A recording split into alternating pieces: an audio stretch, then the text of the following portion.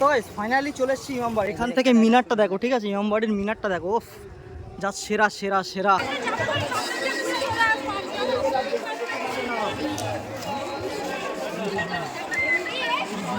Flashback. তো hey guys, শুভ সকাল। তো সুন্দর একটি সকালে তোমাদের সবাইকে সুস্বাগতম। তো কি সব ঠিক তো? ঠিক তো থাকতে হবে, যেহেতু তোমরা হ্যাপি ফ্যামিলি মেম্বার। তো গাইস বেসিক্যালি ব্যাপারটা কি হয়েছে, আজকে হচ্ছে মহরম, ঠিক আছে? আর এই ফার্স্ট টাইম মহরম খেলা দেখতে যাচ্ছি, ঠিক আছে? তো আমি যাব, রিয়াজ যাবে আর এমডি যাবে। ভাই হাই করে দাও। মানে আমরা এখান থেকে যাবো নৈহাটি বাসে করে, তারপরে নৌকা করে ঘাট পেরিয়ে যাব হুগলি, ঠিক আছে? তারপরে চলে যাবো ওখান থেকে টোটো ধরে হুগলি ইমামবাড়ি। তো প্রচণ্ড এক্সাইটেড আছি, যেহেতু এই ফার্স্ট টাইম যাচ্ছি, ঠিক আছে, মহরম খেলা দেখতে। তো ভাইরাও যাবে এই প্রথমবার, ঠিক আছে? তো চলো, এখানে বেশি কথা বলবো না, দেন বাসটা আসুক, তারপর যেতে যেতে রাস্তায় কথা হচ্ছে।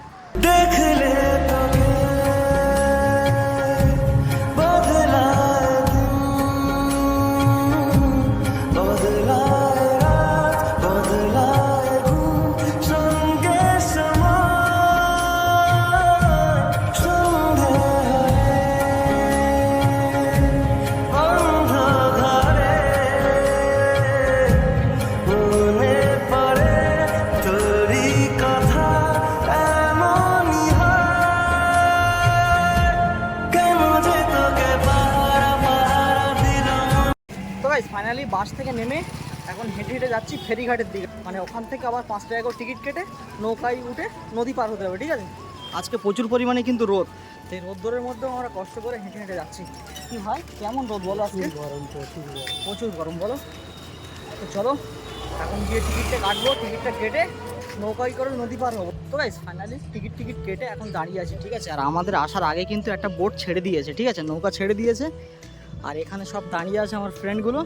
ভাই আবার একটা নৌকা আসবে তারপরে, ঠিক আছে? আর দেখো গঙ্গা নদীটা দেখো, জাস্ট অসাম, ওফ সেরা সেরা সেরা।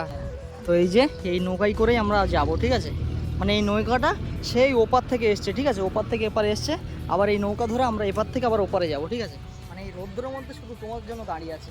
কি ভাই বলো? একদম, হ্যাঁ সবই তোমাদের জন্য। তো তোমরা একটু সাপোর্ট করো গাইস। একদম একদম, তোমাদের একটু সাপোর্ট আমাদের ভিডিও বানাতে অনেক অনেক মোটিভেট করে। একদম একদম। আর এই দেখো পুরো কাছেই চলে এসছে, এবারে সবাই উঠবে। দেখো এদিকে সব লোক যাচ্ছে, আমরাও যাব। ওই দেখো রিয়াজ, কষ্ট হচ্ছে ভাই? হ্যাঁ? প্রচুর রোদ। চলো চলো চলো চলো, দেখো প্রচুর লোক, দেখো লোক দেখো, ঠিক আছে? মানে একটা নৌকায় কত লোক থাকে দেখো, এত ভিড়। তোর এক কথায় আমি রাখবো হাজার বাজি, তোর ইশারায় আমি মরে যেতে রাজি। কিছুটা সাহায্যে যা তুই, আলো আমায় দিয়ে যা তুই, পারি না থাকতে একা, কোনো উপায় দিয়ে যা তুই। তো ফাইনালি অলমোস্ট একটা টোটো পেয়ে গেছি, ঠিক আছে? যে কাকুর টোটোয়, আর আমরা এখন যাচ্ছি টোটোয় করে, ঠিক আছে, ইমামবাড়ি। তো কাকু কতক্ষণ লাগবে ইমামবাড়ি যেতে? 10 মিনিট তো লাগে। 10 মিনিট। তো 10 মিনিটের মধ্যে মোটামুটি পৌঁছে যাবো, ঠিক আছে? আর পিছনে আমার বন্ধুগুলো সব আছে ভাই। একদম একদম 10 মিনিট লাগবে, ঠিক আছে?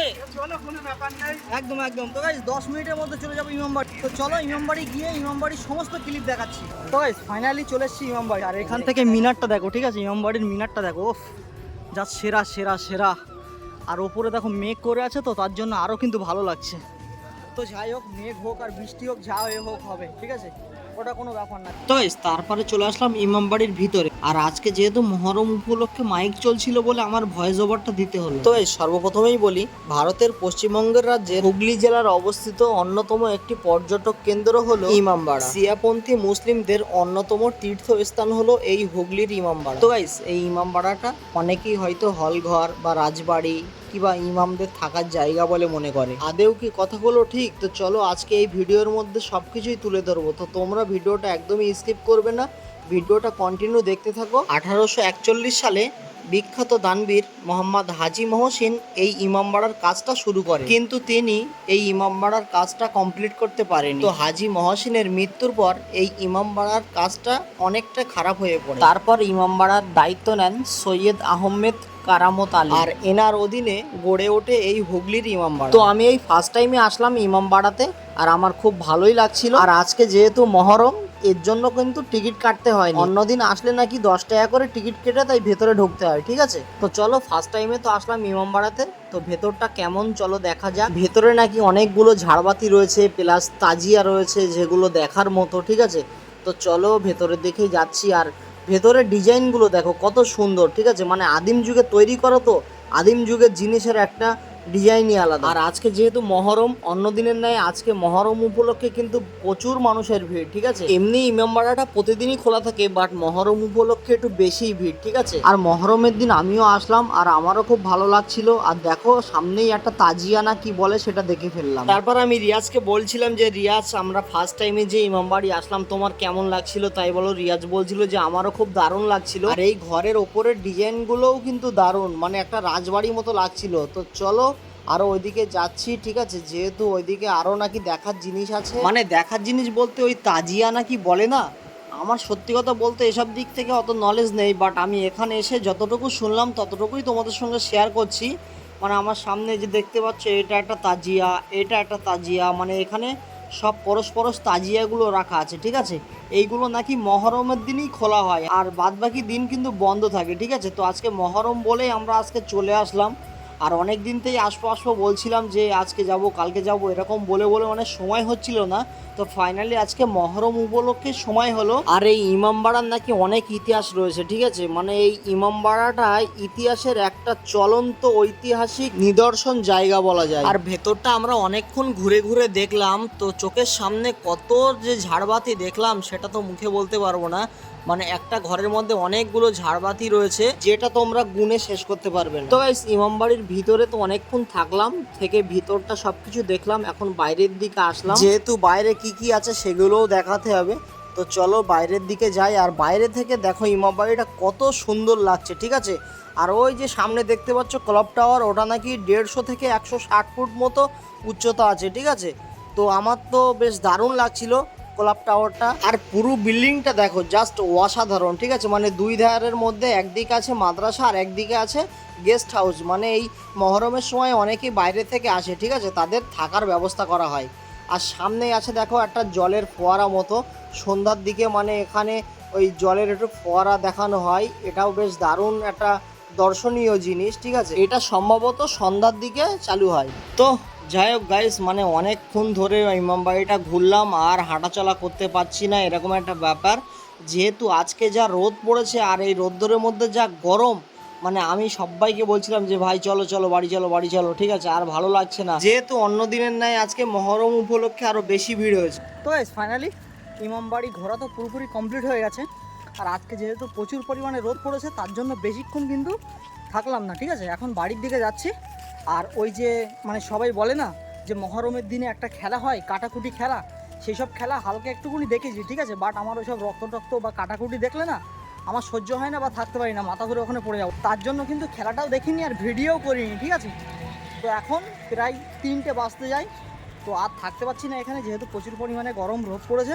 তো গাইস, আবারও কিন্তু বাড়ি যাওয়ার জন্য চলে আসলাম ফেরিঘাটে। তো এবারে আর কোথাও জানাবো না, ডাইরেক্ট বাড়ি চলে যাবো।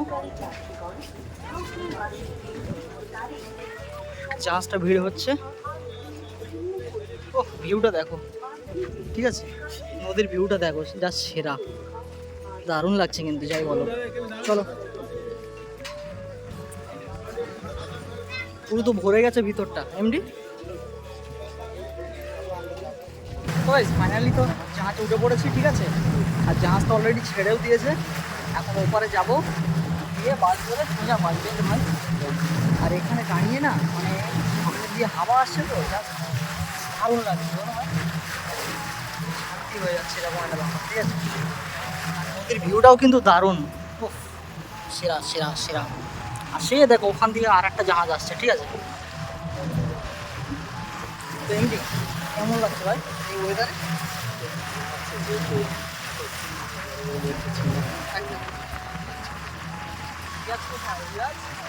কেমন লাগছে এরকম ওয়েদারে? ভালো লাগছে। আর আজকে ইমামবাড়িটা ঘুরে কেমন মজা পেয়েছো ভাই বলো? সেরা সেরা, আবার আসবো, তাই না? আজকে এরকম একটা মানে রোদ পড়েছে, যেহেতু গরম পড়েছে, আর আজকে যেহেতু মহরম আছে প্রচুর পরিমাণে ভিড়। হ্যাঁ, যদি আজ মানে নেক্সট টাইম আবার আসবো, ঠিক আছে? আজকে মহরম বলে অনেকটা ভিড় হয়েছে, তার জন্য মানে ভিড়ে না আমার ভালো লাগে না, ঠিক আছে? তার জন্য বাড়িতে চলে যাচ্ছি, নেক্সট টাইম আবার কিন্তু আসবো নিয়ম বাড়িতে, তখন ভালো করে ভিডিও বানাবো, ঠিক আছে? তো আজকে যতটুকু ভিডিও বানানো সব কিছু তোমাদের সঙ্গে তুলে ধরলাম। যদি ভিডিওটা ভালো লাগে চ্যানেলটা সাবস্ক্রাইব করে আমার পাশে থেকো, যেহেতু তোমাদের একটু সাপোর্ট আমার ভিডিও বানানোর জন্য অনেক অনেক মোটিভেট করে, ঠিক আছে? চলেই এসেছি প্রায় ঘাটের দিকে, ঠিক আছে? এখনই নামবো, নেমে সোজা বাস ধরে বাড়ি। তো চলো। A few moments later. তো গাইস ফাইনালি ইমামবাড়ি থেকে সোজাসুজি বাড়ি চলে এসেছি। আর আজকে যতটা পরিমাণ এনজয় হয়েছে ততটা কিন্তু কষ্ট হয়েছে, ঠিক আছে? যেহেতু এত রোদ্রের মধ্যে গরম, তো যা কিছু দেখালাম ভিডিওর মধ্যে যদি কোনো ভুল হয়ে থাকে তাহলে তোমরা একটু মানিয়ে নিও। আর ভিডিওটা এখানেই শেষ করছি। যদি ভিডিওটা ভালো লাগে অবশ্যই like, comment, share and subscribe. আর চলো দেখা হচ্ছে পরের কোনো নেক্সট ভিডিও। ততক্ষণ take care, bye and love you, tata.